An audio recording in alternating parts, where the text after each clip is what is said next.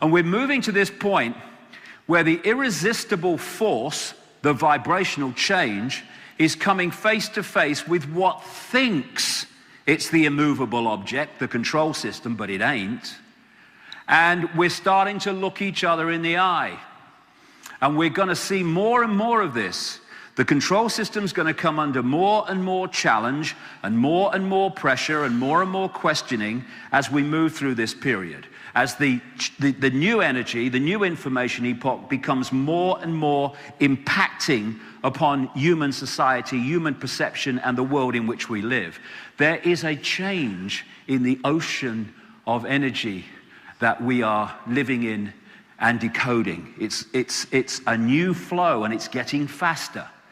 And we have a choice here of getting in the canoe or the airbed and lying back and enjoying the adventure, where it's going to go, how the world's going to change, how our perceptions are going to expand. Whoa, I never realized that.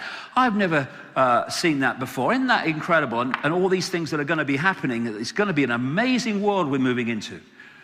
Or we can try to hold the status quo at a time when the energy status quo is changing and the information status quo is changing. And if we do that, then we're going to be using more and more energy just to stand still and hold on to life as we think it should be. And eventually, the flow is going to get so symbolically quick and fast, and people call it the quickening. It's the quickening of the vibration, that it's going to do this to the control system, wash it away. And we're gonna start, as we're affected by it, more and more people, it's happening to them now, never mind going to, we're gonna be becoming aware of many other levels of ourselves, many other levels of reality, where we can access insight and inspiration and intuitive knowing. And the world in our heads is changing as a result of that, those of us who are, or those people that are waking up. The control system, the Illuminati, loves to use this phrase for their new order, a new dawn. Well, there is a new dawn, but it's not what they think it is. It's a new dawn of human awareness, a new dawn of human consciousness.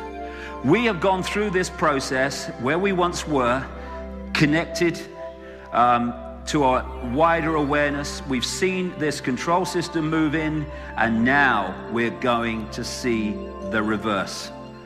As we awaken and return to the true nature of the human being, as we move further into what we call the future. A human being that today's human being would not even begin to recognize. That's not possible to do that. That's impossible. It's matter of fact when you expand your consciousness from the five sense body mind level. And this control system is being dismantled vibrationally through information it is going. And we're now in this wonderful period where humanity is standing up more and more and stretching itself and breaking the chains that have held us in servitude all this time. It's a wonderful, wonderful time to be alive and to experience this change that's coming, and the challenges that are coming in the shorter term. Big time is the control system is like a cornered rat, and it's going to throw everything at us to try to hold on to its power. As Einstein said, you cannot solve problems with the same level of consciousness that created them. And through this epoch of suppression that we've been through and control, we've had a level of consciousness that has created problems, and then some other people have come in with the same level of consciousness, called another political party or another religion or whatever. Same level of consciousness, different name, and they've not solved the problems. They've made them bloody worse. Why? Because it's the same level of consciousness. And we're now at the point where a new level of consciousness is emerging, a new awareness. So instead of saying it's impossible, they're impossible problems to solve. No, they're not. Most of them are manufactured problems, and the rest are caused by ignorance of reality and self. As we move into this expanded state of awareness, what we call impossible problems to overcome will be gone. And it's not that we have to find enlightenment. We're already enlightened.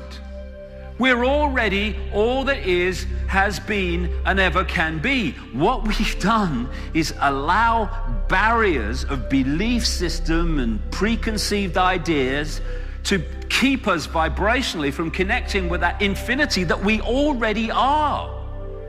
And that means breaking the spell. Breaking the spell on the human psyche, because that's what it is, a spell that's been cast upon the human psyche to keep us in an hypnotic trance so we forget the true genius, magnificence of who we are. And these are the people, most of them unknowingly, who have cast the spell as middlemen and women for that which is truly casting the spell in the background, the programming of our perception. So the first step of freedom is to disconnect ourselves from the perception manipulation that we've been undergone, to disconnect ourselves from this matrix of control, and fundamentally to disconnect ourselves from the massive influence that the reptilian brain has on human behavior, perception, and reality. What is the basis of the reptilian brain? It's survival. It's based on fear. We need to be, when we're in states of fear, we go into a survival response reptilian brain. It gives us insecurity, because the reptilian brain's always insecure, because it's always looking around, what's the next danger? So when we go into the reptilian brain level of perception or reality reading, then we go into states of insecurity, because that's what the reptilian brain is, and anxiety too, this anxiety that people have. And you can feel anxiety and not have any idea, why am I feeling anxiety? My life's going fine, but why do I feel anxious? Because this is talking to us all the time. And the reptilian brain is always anxious, again, it's always looking, there's always a problem to find, always a danger to find. That's its whole mechanism, its whole system. And therefore, when we go into the reptilian brain state of reality, we are going into big time into the control system's collective mind that is there to turn their mind into our mind. And so, overriding the reptilian brain. The reptilian brain does not think. It does not work things out, it reacts. That's what it does. So when we fall into behavior responses where we're reacting to situations, not deep breath, think it through, let's have a look at this calmly, that disconnects us from the reptilian brain and its impact, and its impact on our behavior and response. So one of the, we have this phrase, when you get angry, count to 10. Well, let's try 20. That might be better. But you keep getting caught, because that's our natural response mechanism. But the more you work this through, I know from experience, you take a deep breath when you're faced with a situation where you'd normally go bang, reaction, survival. You can't say that about me. Oh my God, what's going on? Oh my God, global warming. Oh my God, what about the economy? And oh my God, you go, okay, I'm looking at this calmly. I'm going to think this through, and then I'm going to make a calm decision on how I respond to this. Now, other parts of the brain and the mind are impacting upon our behavior. We're no longer controlled from this thing, which I mean, this is panic. This is the genetic version of panic, the reptilian brain. So the more we can calmly think things through, not react, not reacting with emotional immediate responses, we're disconnecting from that impact on our behavior of that reptilian brain, which is the microchip through which the collective mind of the control system speaks to us and creates this monopoly, as Neil Haig calls it, which is this society that goes round and round and round and round as we react and respond in incredibly predictable ways. It's amazing, how you can go anywhere in the world under so many different cultures and backgrounds, and yet you have a situation, it might be in a bar, in the street, or wherever, and the number of times you see people react in exactly the same way. And if you type data into a computer and then press enter, you know how it's going to react because you've programmed it to react like that. And every computer is going to react the same because the same data is going in. And enter is the reaction. And because we've fallen so much into the body-computer level of perception, we do the same. A situation emerges in this country or that country, and bingo, the reaction is the same. Why? Because consciousness is not involved. It's data in, situation, computer reacts, press enter, and that's why human responses are so predictable. When you open to consciousness, you become unpredictable because you're entering the realm of all possibility. And all possibility is not predictable. It sees things in different ways, and it expresses uniqueness and celebrates uniqueness.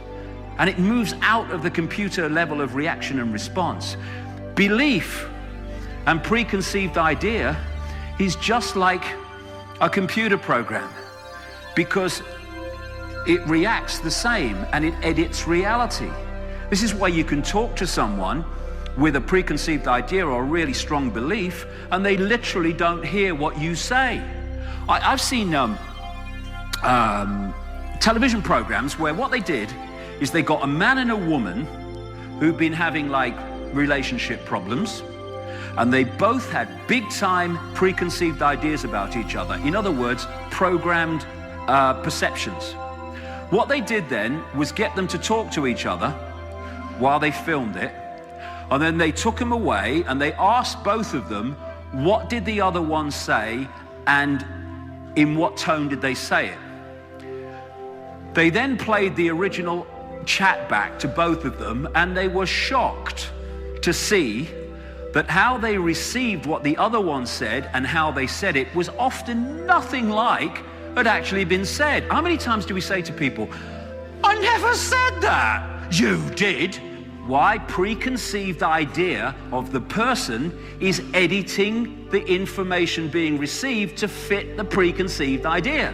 And we're doing this all the time. So another part of freeing ourselves is to free ourselves from belief.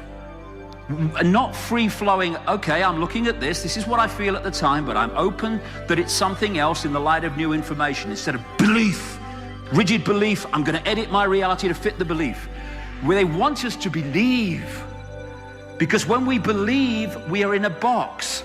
They want believers. They don't care if you believe fanatically in Islam or Judaism or Christianity or Barack bloody Obama. As long as you believe rigidly in something, then you have immediately reduced your ability to expand consciousness and read reality in an expanded way. Religion is mind. That's what it is. You see, once you have, I have this saying that I have, if you can tell me what you believe, you are in a prison. Because beliefs, when you give them names, take on identities. So, what are you? I'm a Christian. Okay, that means you must believe this or you're not a Christian. I'm a Muslim. That means you must believe this or you're not a Muslim. So once you say, here's the name of what I believe, the wall starts appearing, the rules and regulations appear, and people say, you can't say that, or you're not a Christian, you're not a Muslim. And again, the box is formed. Everything just is. We all just are. This is infinite possibility we're experiencing. And once you start to go into these systems of belief, then we're disconnecting from that and we become fragments of mind. These are people in a hypnotist stage show who have been hypnotized, even though they're not, to believe that they are evangelical Christians. Right? It's a mind game. You can make people do this. And they will read reality like that. and therefore not be all possibility. Worship. I am all that is, has been, and ever can be. And I'm worshiping? And I'm looking up to something as if it's bigger and better than me? We are all the same one consciousness. And that one consciousness needs to look itself in the eye, not up there. We can respect people, fine. But giving our power away to them, worshiping them? Once we go into that mode, we're saying, I'm little me and they're up there.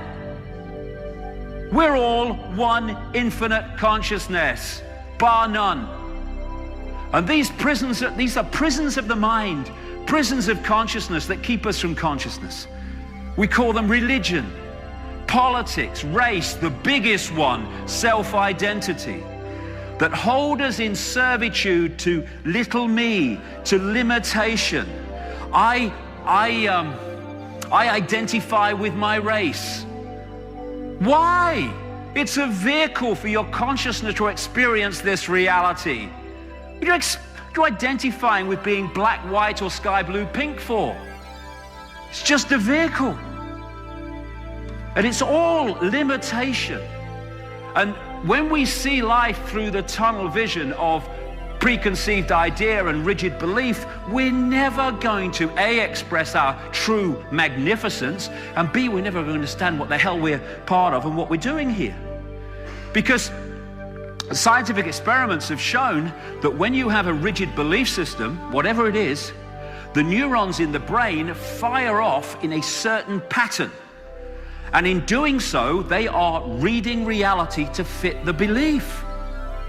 And therefore, if we think in any belief system or perception system in the terms of limitation and little me, then what we create is the prison walls that put us in positions where we live lives of little me.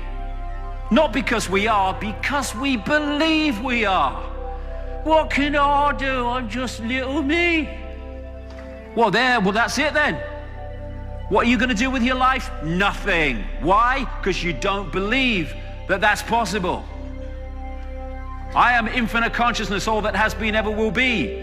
Now I can start to come from that level instead of little me, and I can do things that a little me mentality would never do. Not because I'm better than little me, but because I don't believe I'm little me.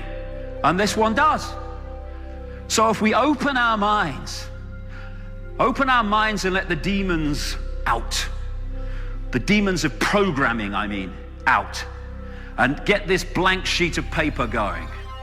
I am not going to read reality on what I've thought up to now. I'm gonna let the information be my guide. And if it is at odds with my religious belief system, my political belief system, or my cultural belief system, then that's fine, but I'm gonna go with information. And when we do that, it makes such a fantastic difference in our lives and what we can do and what we can achieve and make happen. Because if we are, at our core, as we are, the real us, all possibility, then if we don't express that, then we're already withdrawing from what we are, all possibility, and we're living a few possibilities, very few in terms of many people. And it's the time to choose between whether we're going to be dominated by the head, particularly the left brain, its perception of reality, limitation, structure, everything apart from everything else. You can't do this, that's not possible, that's impossible. Or we're going to open the heart vortex that connects us with the intuitive knowing of the infinite consciousness. Open the right brain and let its ability to see things connected to impact on our understanding of reality and who we are. And the process was described very well in the Matrix movie, the first one. The first thing is to realize the situation that we're in. It is what it is. You are a slave, Neo. Get out of the denial of this pseudo freedom that we think we have. And then, having realized the situation we're in, to choose freedom over continued slavery, whether it be blatant slavery or subtle slavery.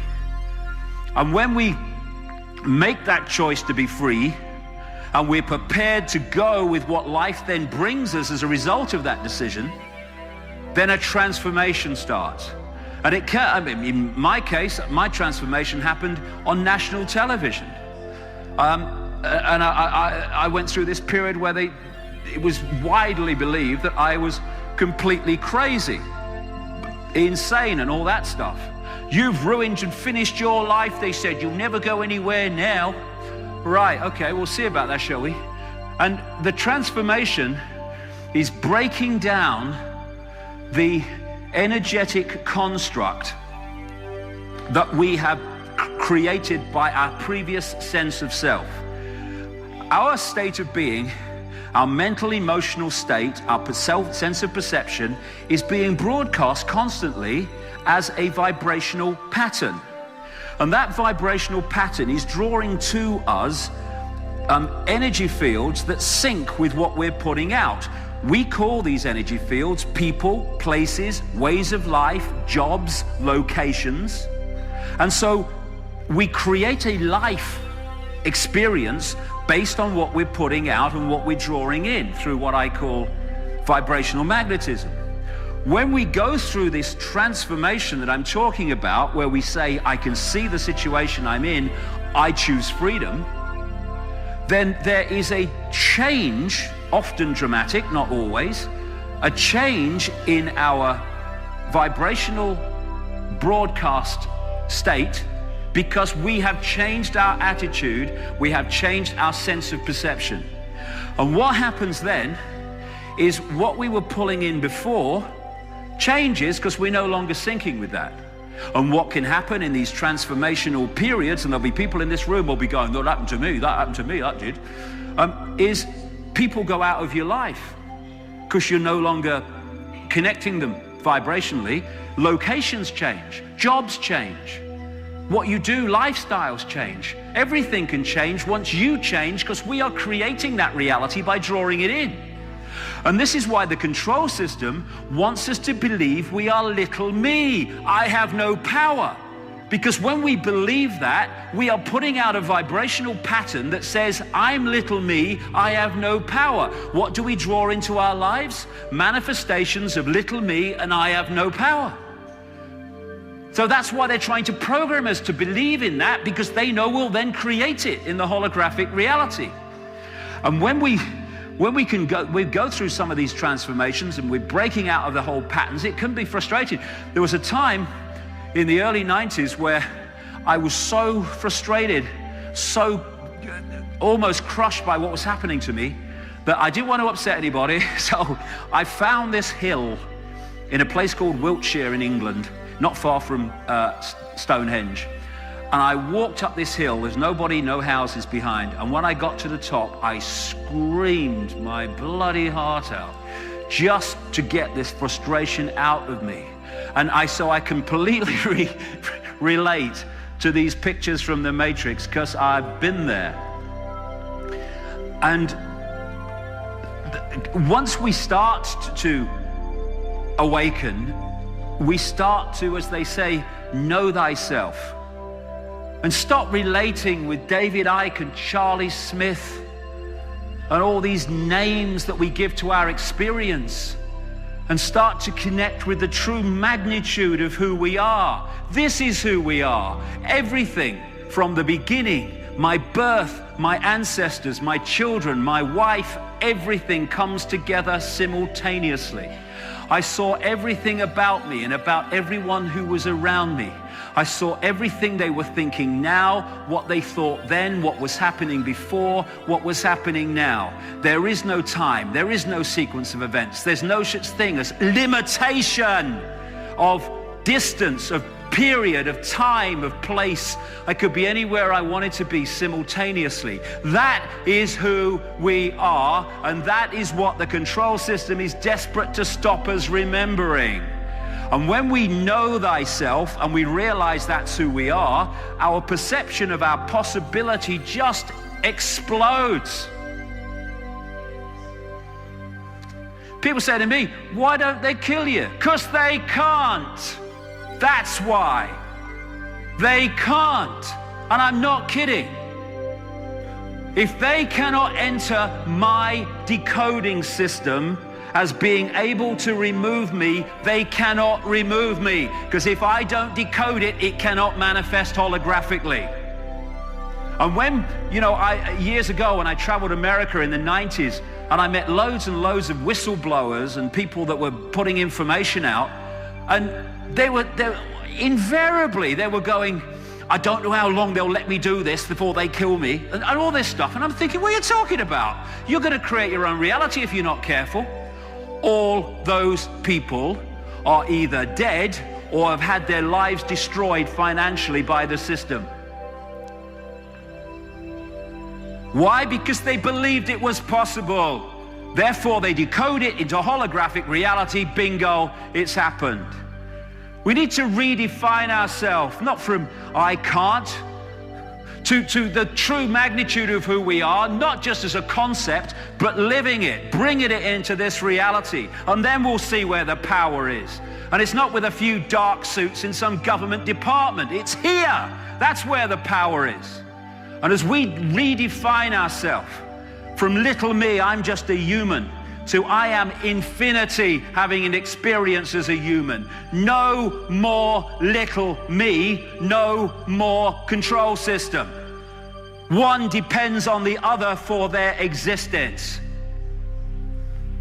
Instead of looking in the mirror and saying, that's me, with all its limitations and oh my goodness me, I'm losing my hair and all that stuff,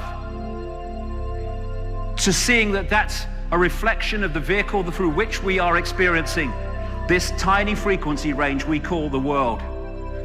To stop looking in the mirror and identifying with that as who we are and realizing that that is who we are. What that near-death experiencer describes is who we are. This is the choice. This is that fork on the road at the start of the day. Are we going to be consciousness or mind? Are we going to be all that is or little me? And if we choose all that is or anything like it, then the control system's over. Escaping the box. First of all, stop lying to ourselves. That's how we escape the box, one of them. There's this thing that they call cognitive dissonance.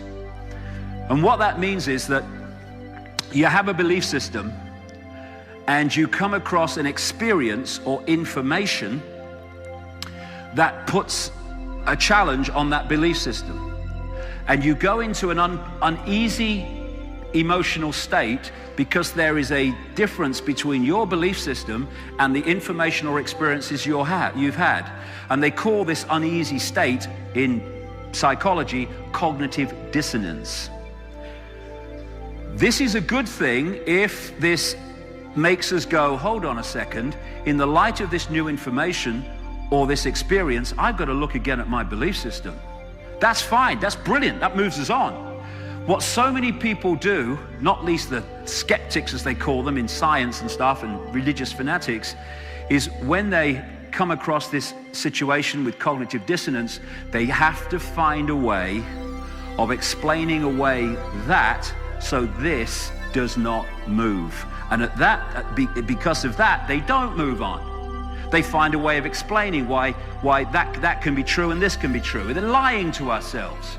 So with our belief systems and the way we see the world, if we can be honest with ourselves and say, okay, I believe this up to this point, but in the light of new information, I'm going to move my perception. That's when we start to move on and expand.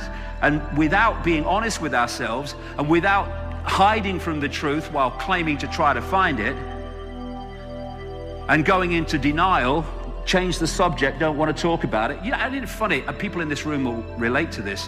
When you talk to someone who has a rigid belief system, maybe it's in your own family or whatever, and when you start to give them information that's putting their belief system under challenge, they get angry, some of them. They get wound up. Shut up, don't want to hear it, don't want to hear that nonsense. What they mean is, if I listen, this belief system's going to be in danger, so shut up because I don't want my belief system to change. This is what I mean by being honest with ourselves, to be open to all possibility instead of defending preconceived ideas that we've had in our life up to this point. It is what it is. And if we find new information and we think, well, I've been a Christian all my life and now I can see that there's more to know than that, or I've been a Muslim all my life, then that's brilliant. Instead of saying I have to defend my belief system because if I don't, I've got to admit to myself that I've been believing something I now know not to be true all these years, then we don't move on. But if we say, hey, this is fantastic, I can see life in a different way now, that's wonderful. Instead of being embarrassed because we suddenly realize that we've not seen the world as it really is up to this point. None of us have. None of us know what there is still to know.